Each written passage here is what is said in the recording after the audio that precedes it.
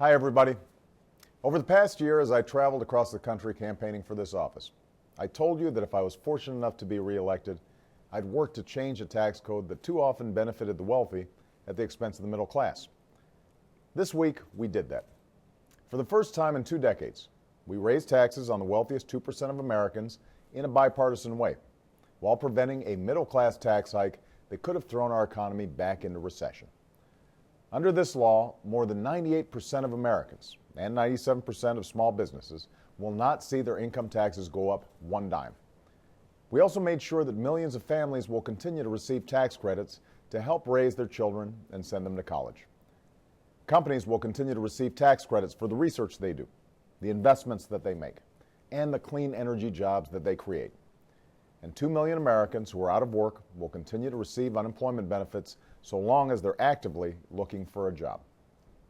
But all this was just one step in the broader effort to grow our economy and shrink our deficits. We still need to do more to put Americans back to work while also putting this country on a path to pay down its debt. And our economy can't afford more protracted showdowns or manufactured crises along the way.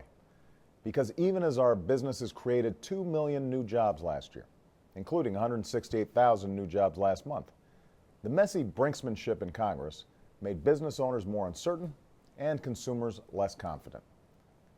We know there's a path forward. Last year, I signed into law $1.7 trillion in deficit reduction. This week's action further reduces the deficit by $737 billion, making it one of the largest deficit reduction bills passed by Congress in over a decade. And I'm willing to do more.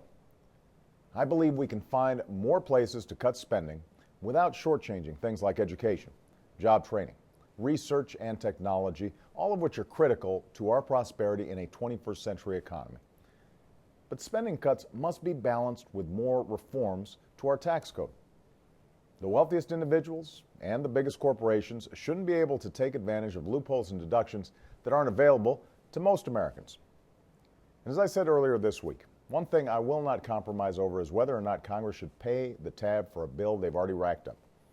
If Congress refuses to give the United States the ability to pay its bills on time, the consequences for the entire global economy could be catastrophic. The last time Congress threatened this course of action, our entire economy suffered for it. Our families and our businesses cannot afford that dangerous game again. I congratulate the newly sworn-in members of Congress, and I look forward to working with the new Congress in a bipartisan way. If we focus on the interests of our country above the interests of party, I'm convinced we can cut spending and raise revenue in a manner that reduces our deficit and protects the middle class. And we can step up to meet the important business that awaits us this year, creating jobs, boosting incomes, fixing our infrastructure and our immigration system, promoting our energy independence while protecting our planet from the harmful effects of climate change, educating our children, and shielding them from the horrors of gun violence. These aren't just things we should do, they're things we must do. And in this new year, I'll fight as hard as I know how to get them done. Happy New Year, everybody.